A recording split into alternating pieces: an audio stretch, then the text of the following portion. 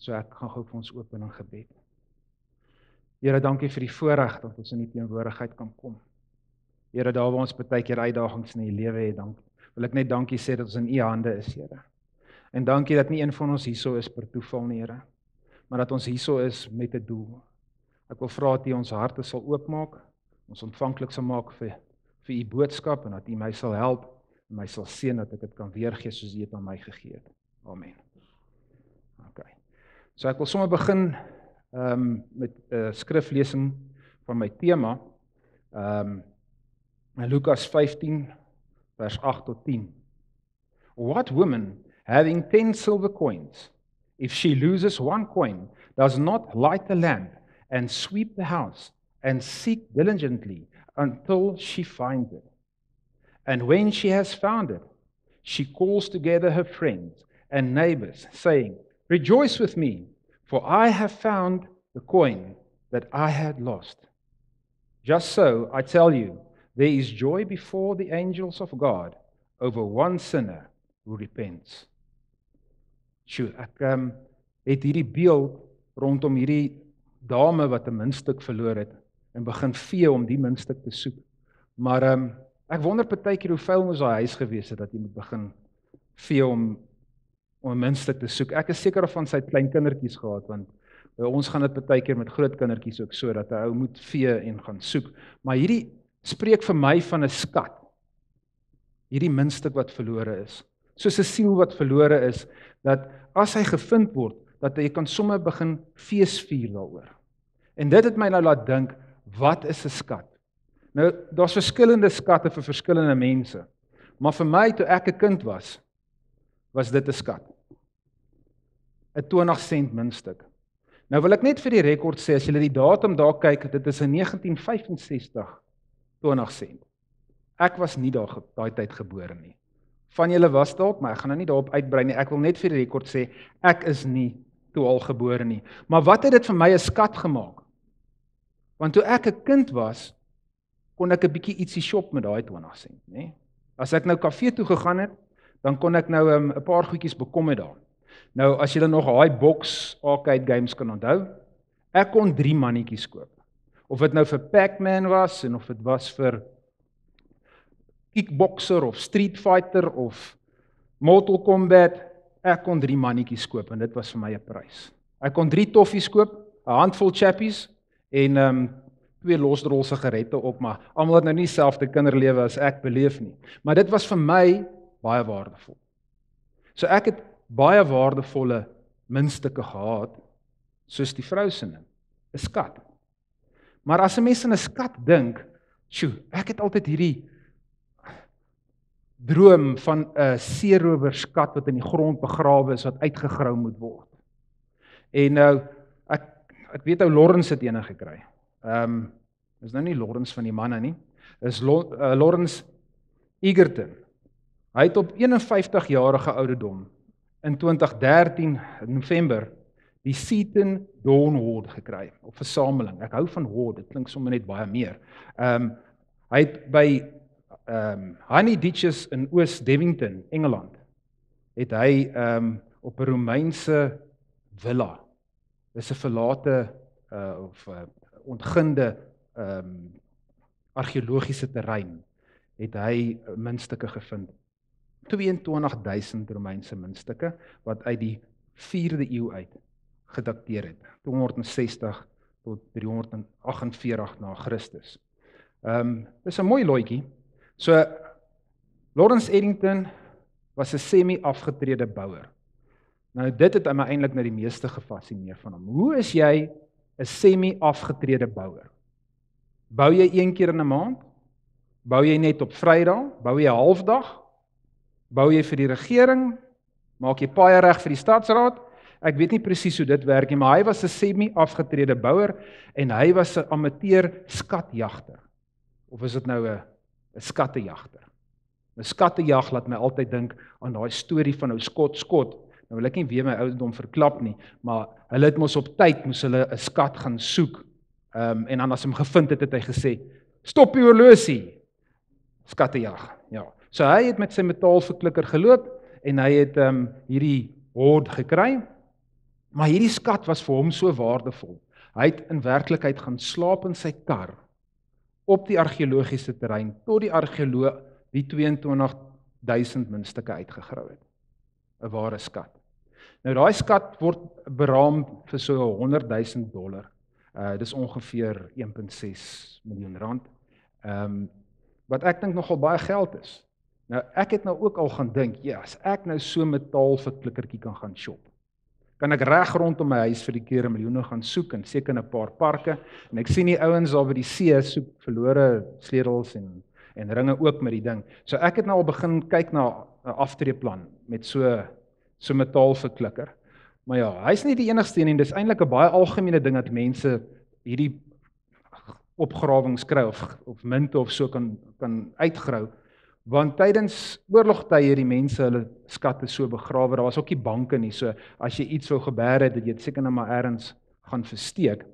Maar Dave Crisp, hy's 'n 61-jarige, op 61-jarige ouderdom, in 11 April 2010, het hy die Frome Hoard gekry, of versameling, naby Frome in Somerset, Engeland, en die munte dateer almal uit die 3de eeu uit, dis nou 180 na 274 na Christus. Hy vind toe 'n hele lot, hoor, dit is 54.912 munte.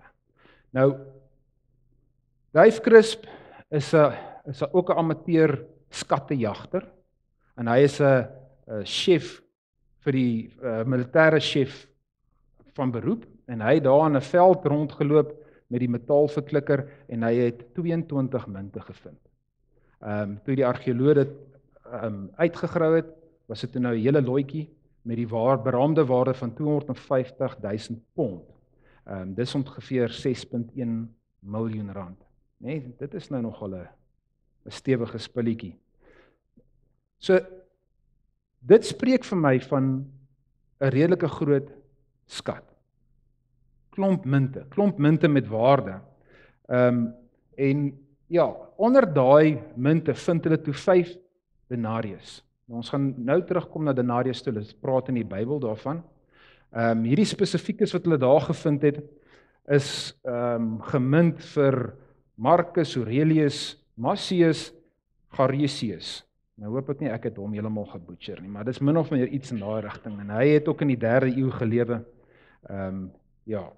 So sy kompleksie is nou voor op daai munt. Okay. So, dit bring nou 'n paar gedagtes rondom argeologiese terreine en wat 'n munt beteken as hulle dit vind. So as hulle 'n munt vind op 'n argeologiese terrein, wat baie interessant is, hulle kan 'n paar dinge van dit af leer. Onder andere hoe oud hierdie terrein is, wie daar gebly het, die bevolking se ekonomiese en sosiale toestande. Jy weet, as daar baie munte is, het hulle seker bietjie meer gehad en sosiale toestande is dalk bietjie beter. Met wie hulle handel gedryf het, as hulle ander lande se munte gekry het, of ander streke sinne, dan het hulle met hulle definitief handel gedryf, en dan die politiese landskap. Nou wat baie interessant is, as hulle so opgrawings doen, veral in Israel, en hulle vind nie varkbeentjies daar nie, dan beteken dit Jode daar gebly. So hulle kan vaststel is 'n Joodse nedersetting. En as hulle dan Romeinse munte daar vind, dan beteken dit hulle was seker onder die Romeinse bewind gewees. Baie interessant. En dan kan hulle ook meer van die kultuur van daai populasie ook leer. En dan 'n interessante ding is hoe hulle die ouderdom van so 'n munt kan bepaal. So eerstens, daai vent voor op daai muntstuk, sy borsbeeld of sy seël wat daarop geplaas is, daai persoon kan vir jou sê, as dit 'n Romeinse keiser is, die tyd wat hy aan bewind was, dis min of meer wanneer daai munt gemint is, as daar 'n legende rondom is, het hy titel, as hy 'n kroon op die kop het, was hy seker 'n koning, sekere tyd, of as hy 'n rief op het, dan was dit dalk 'n keiser gewees, en as hy 'n scepter in die hand het, dan kan dit iemand uit Egipte uit wees, as dit 'n swaard is uit Europa uit, as hy 'n knopkie het, dan kom hy seker ergens uit Afrika uit. Okay. Dan muntmerke, as 'n munt met die hand gemint is, lyk nie een van hulle dieselfde nie, as dit 'n masjien is, kan hulle bepaal min of meer met daai masjienmerke wanneer hy gemaak is, dan simbole, inskripsies wat op hom is, afkortings, die komposisie van die munt wat baie interessant is. Daar's 'n register byvoorbeeld op silwer. Hulle kan dwars deur die wêreld bepaal wat se silwer uit wat se myne uitgekom het deur die mineraal komposisie van daai munte. Ja.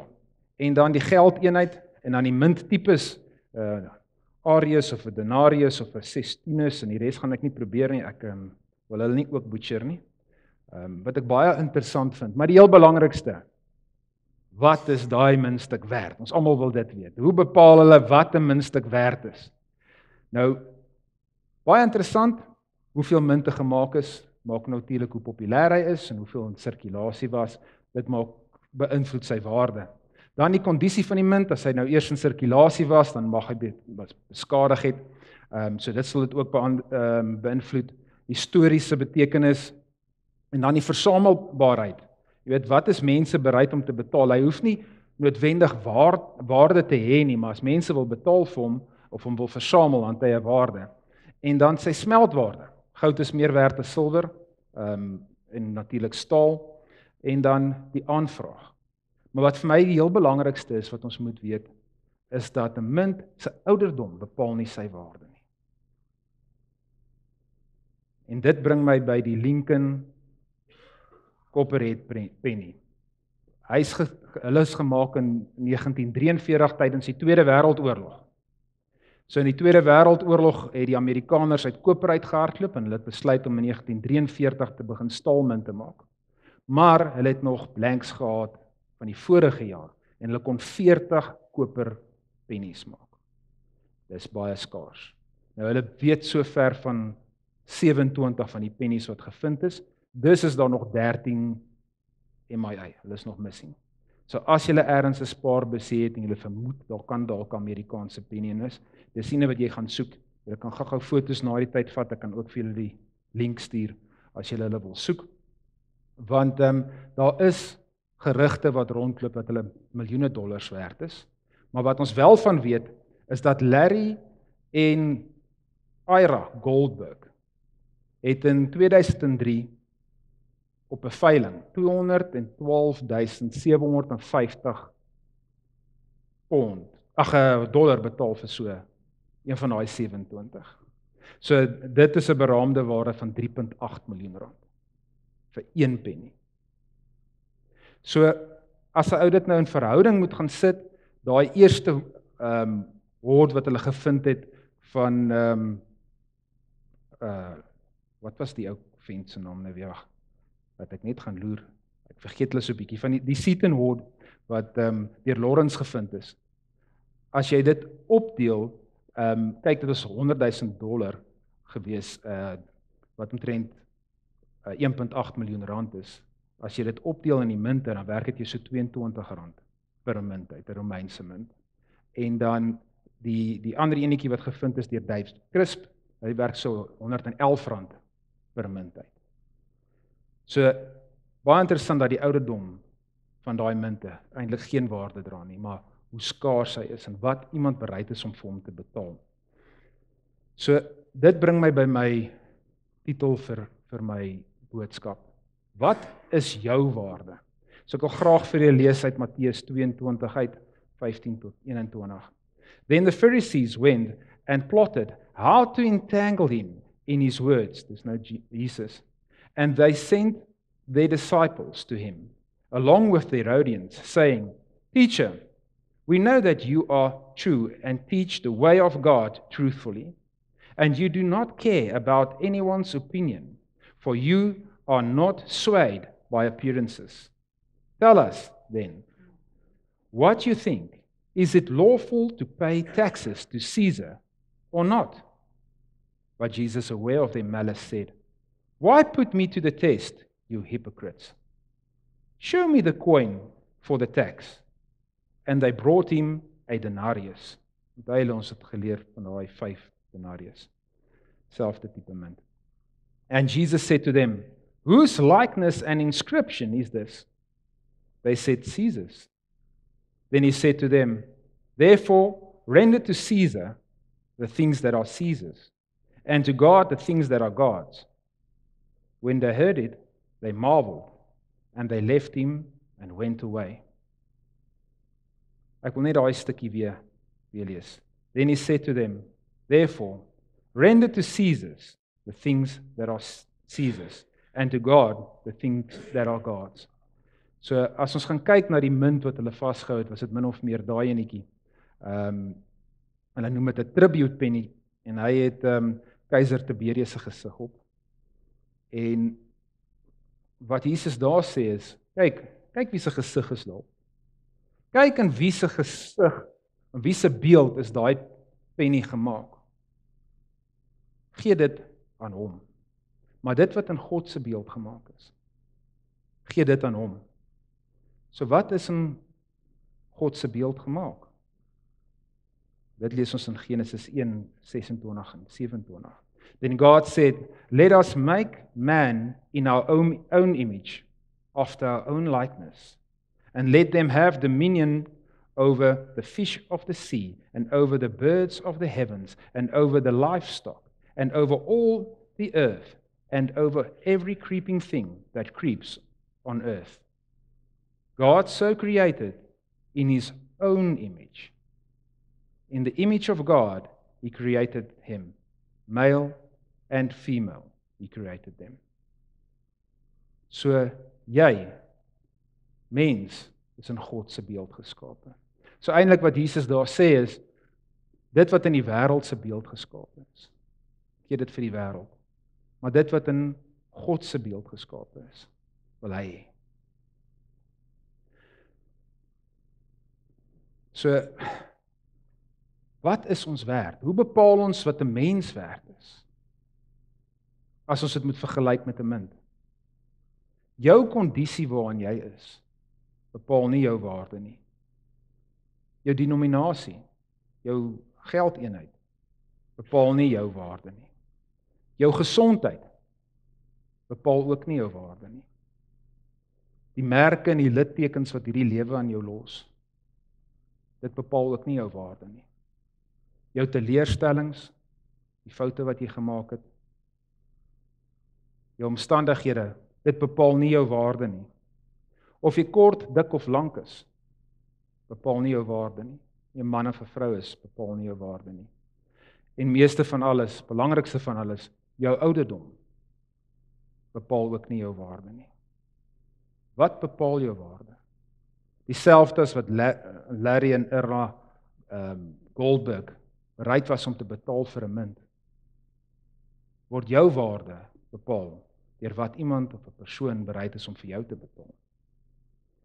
So ek wil vir julle lees Johannes 3 vers 16 en 17. For God so loved the world that he gave his only son, that whoever believes in him should not perish but have eternal life.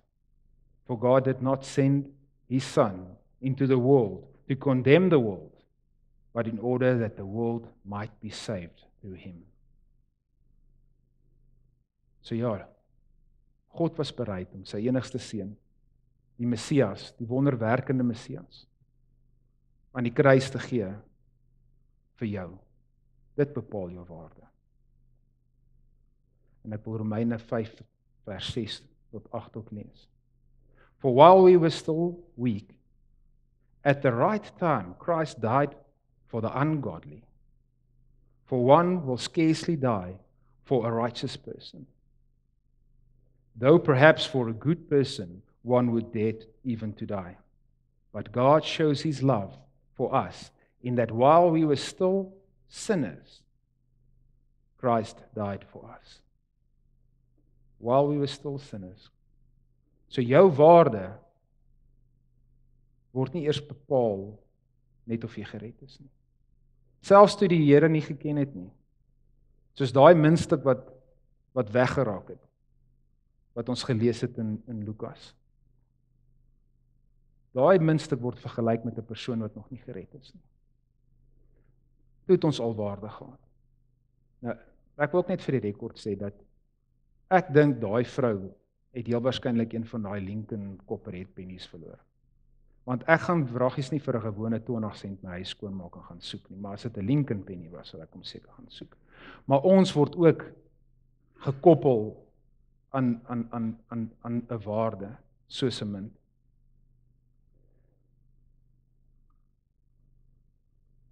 Jy is gemaak in God se beeld. Met talente, met vaardighede, en jy is kosbaar. Maar dis nie al nie.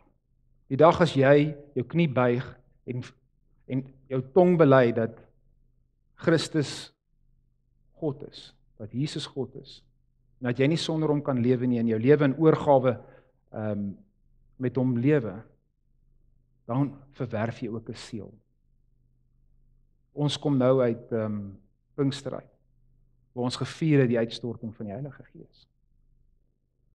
Maar as jy jou lewe in oorgawe lewe, kry jy die belofte. Kry jy die belofte van 'n erfporsie. En jy dra die seël van God.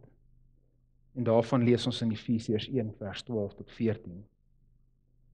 In him you also, when you heard the word of truth, the gospel of your salvation, and believe in him, were sealed with the promised Holy Spirit,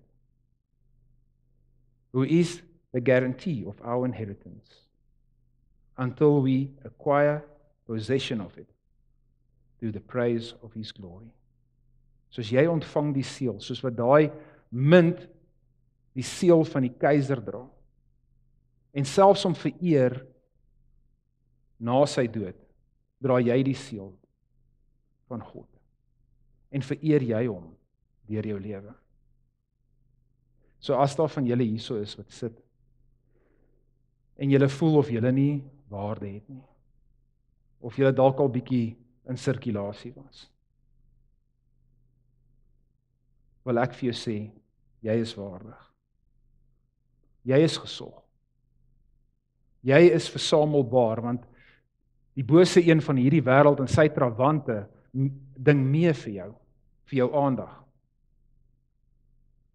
vir jou saligheid. Jy is duur gekoop.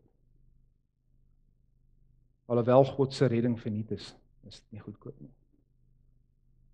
Die Here het jou so lief dat hy elke haar op jou kop getel het. En ek wil nou graag afsluit met 'n gebed. Maar voor ek dit doen, wil ek vra, dat as jy hierso sit, ons vier vandag Vadersdag, dis my das. As jy as 'n pa hierso sit en jy voel partykeer of jy nie waarde het nie. Of jy sit hierso met 'n seël op jou kop, maar jy voel nie jy het waarde nie. Of jy het nog nie tot op die punt gekom dat jy 'n pad met die Here wil begin stap het nie. Wil ek julle net uitdaag, na ek afgesluit het, om vorentoe te kom. Ons sal graag saam met julle wil bid. Okay. Kom ons sluit die oë. Ek slaan my oë op na die berge. Waar sal my hulp vandaan kom? My hulp is van die Here, wat hemel en aarde gemaak het. Hy sal jou voet nie laat wankel nie. Jou bewaarder kan nie sluimer nie. Kyk, die bewaarder van Israel sluimer of slaap nie. Die Here is jou bewaarder. Die Here is jou skaduwee aan jou regterhand. Die son sal jou bedags nie steek nie. Die maan ook nie by nag nie. Die Here sal jou bewaar vir elke onheil. Jou siel sal hy bewaar. Die Here sal jou uitgang en jou ingang bewaar, van nou af tot in ewigheid. Dankie Heer dat ons waardevol is in U oë. Dankie dat ons so waardevol is, dat U selfs ons beskerm. Heilige Gees, openbaar aan elkeen van ons waarde. Seën en beskerm ons daar waar ons uitgaan. Amen.